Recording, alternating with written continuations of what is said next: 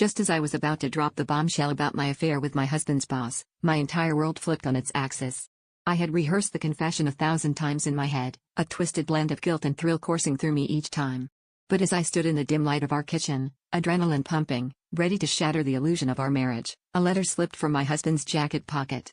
It was an accident, a clumsy bump from the counter as he leaned over to pour himself a drink.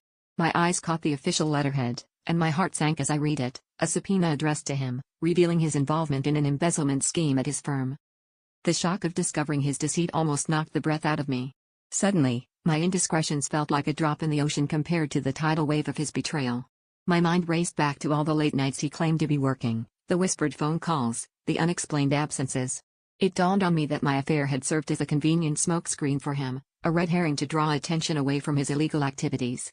The irony was almost laughable. Here I was, ready to own up to my sins, only to find out I had been manipulated into providing his alibi.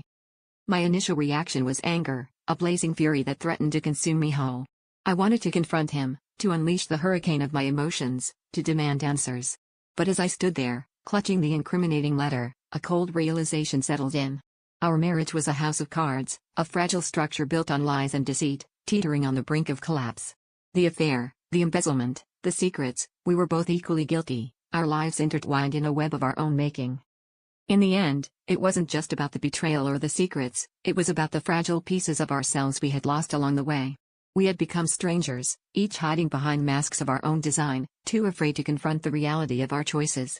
As I slipped the letter back into his jacket, the weight of my decision settled over me like a shroud. I realized that the truth I was about to reveal was not just about infidelity, but about the person I had become, a reflection of the man I had married.